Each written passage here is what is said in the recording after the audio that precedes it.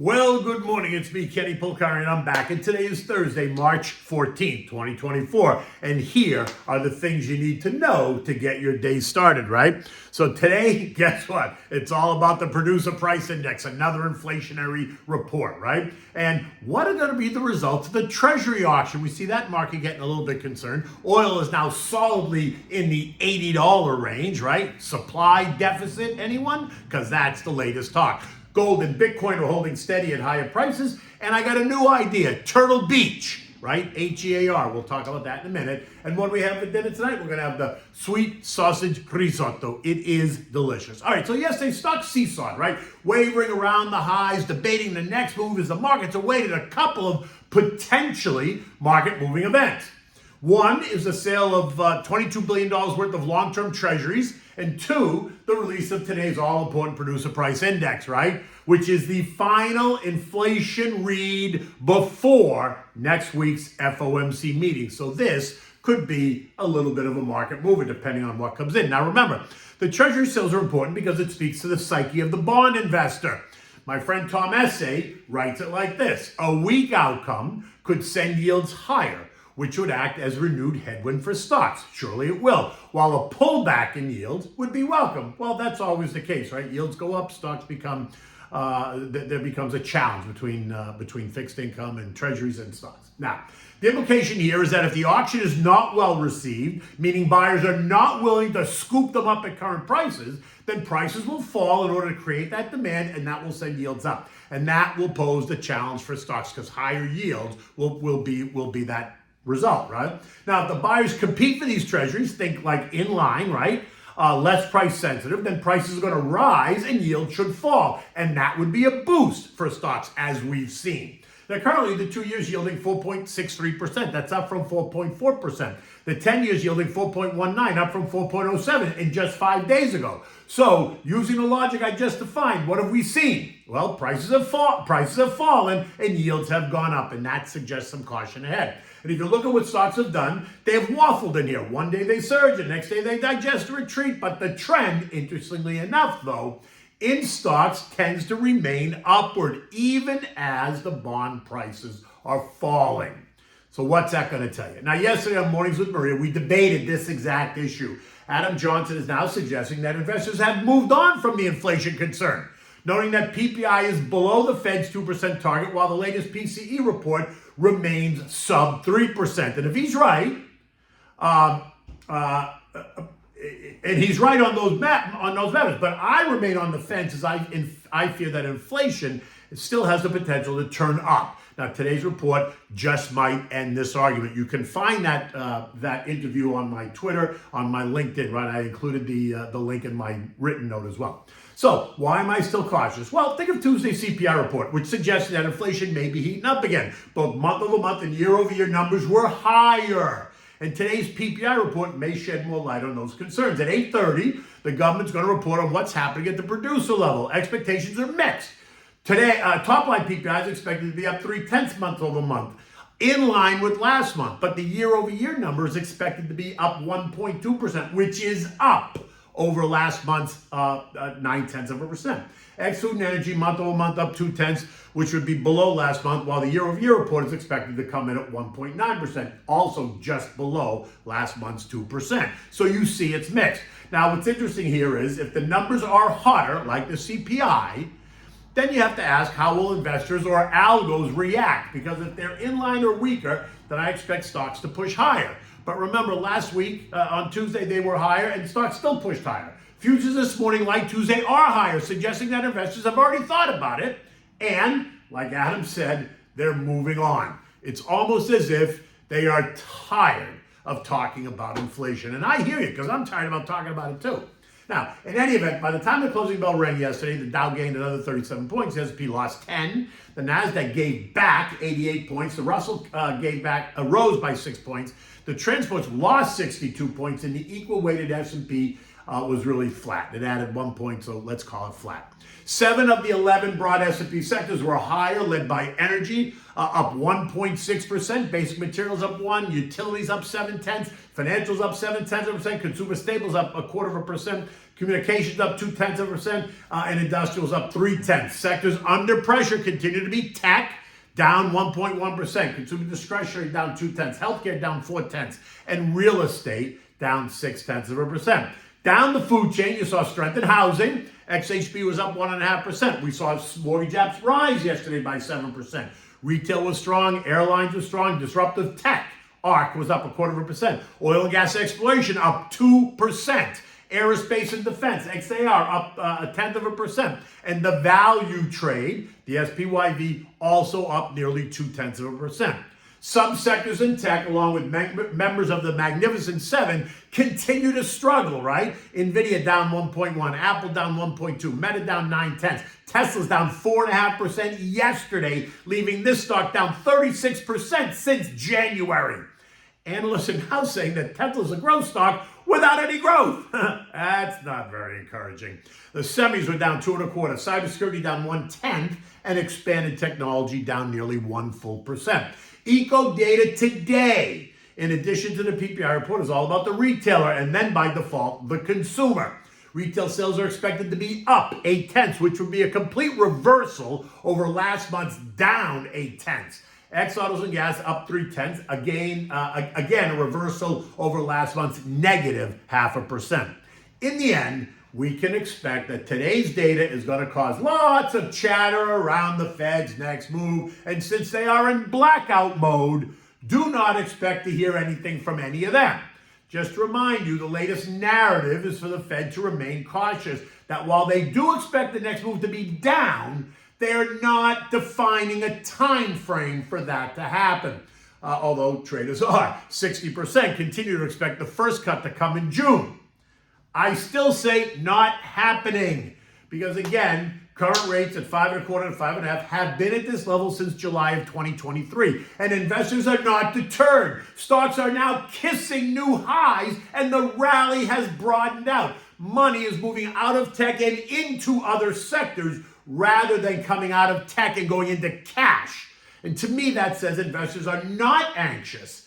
Because if they were, they would be taking money out of tech, right? It's been outperforming for 2 years, and moving it into cash to hold it there and waiting for a correction, right? But that's not what's happening. And to me, that suggests that we are normalizing. 5% rates are historically normal, and with the eco data as strong as it is, there is no rush to cut. But let's see how they feel at 8:30. Now, oil surged by 2.6% yesterday. It's up another 0.9 this morning. It's now trading at $80.50 a barrel, up 12% since the February low. The ongoing conflict narrative in the Middle East is fading. The tension and anxiety that it created is no longer the issue affecting oil prices, right? Yesterday and over the last month, the conversation has been about simple demand and supply. And what we're now expected to be in a supply deficit through December 2024 versus the expected surplus. This after OPEC Plus hinted that their intention is to continue to reduce supply via production cuts through this whole year. The IEA, International Energy Agency, announced that they assume that this is true and that OPEC tries to balance the oil markets even as they raise their forecast for global demand.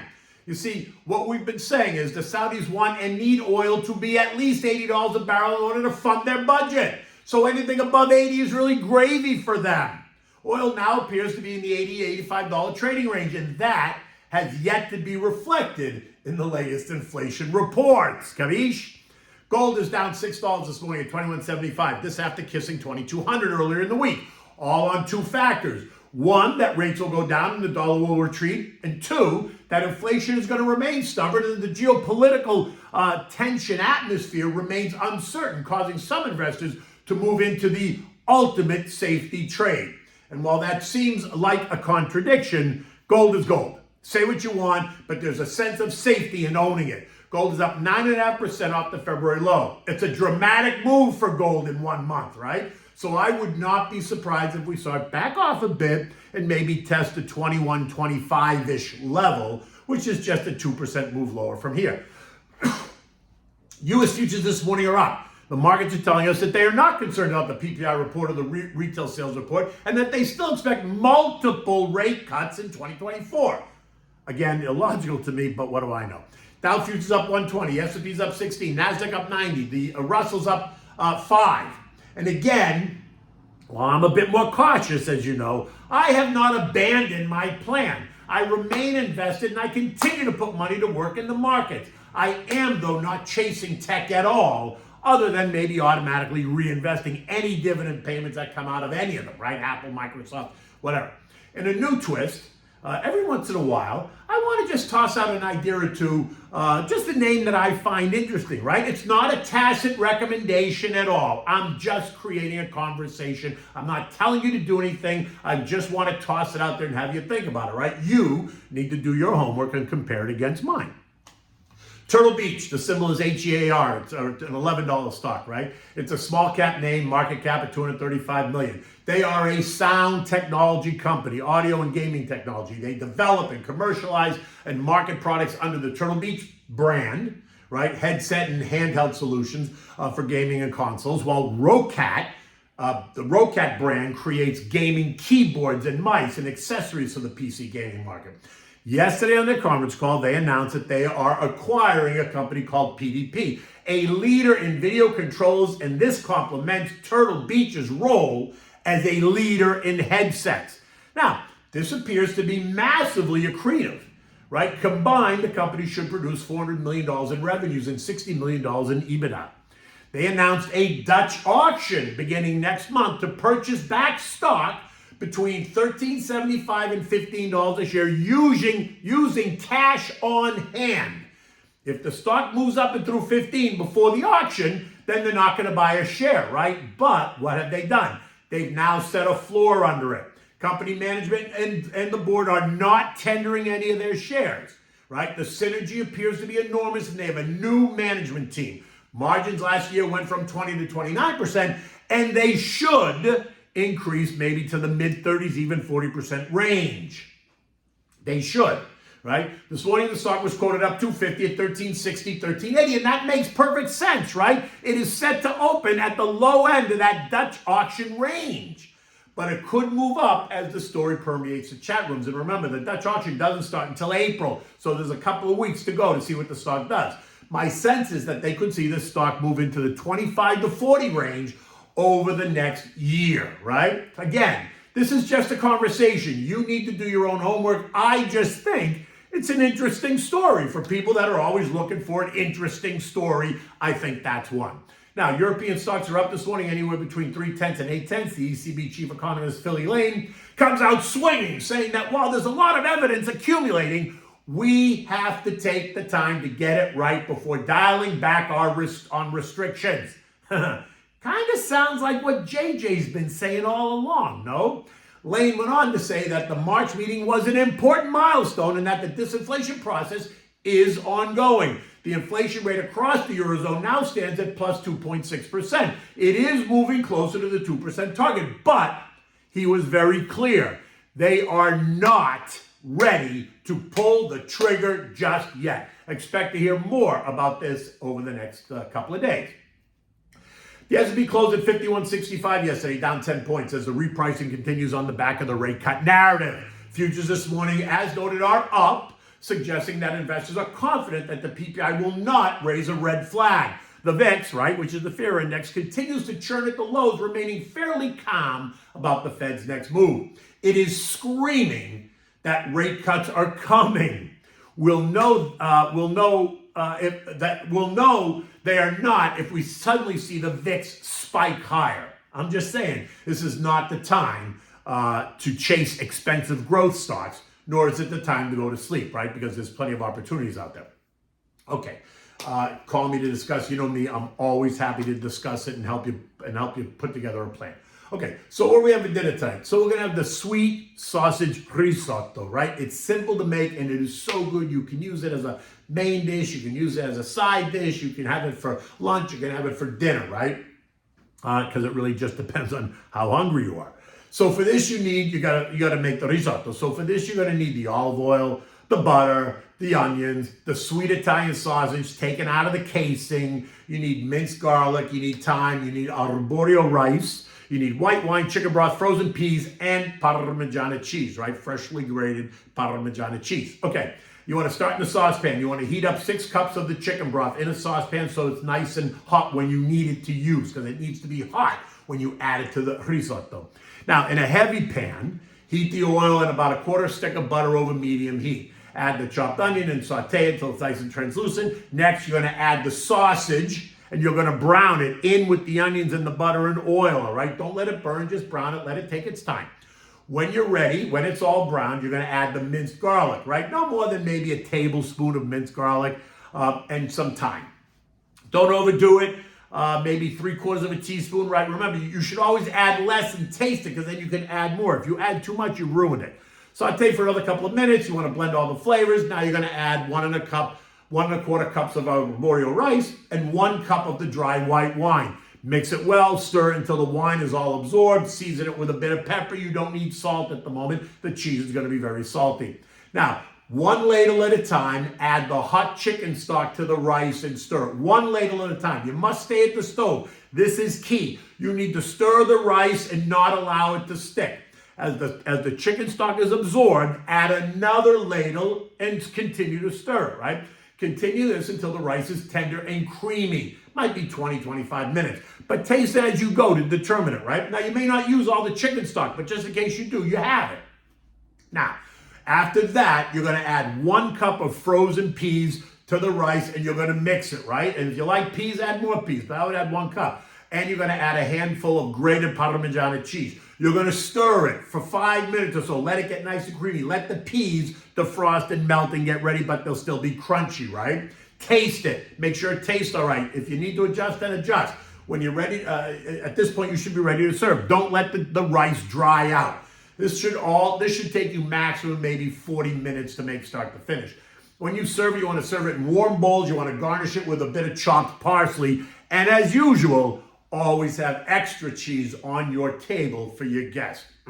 So delicious. In fact, I might go home and make this for dinner tonight. In any event, it is Thursday the 14th. The PPI is out. Let's go see what it's doing. The sun is out here in South Florida. It's going to be a gorgeous day. Until tomorrow, take good care.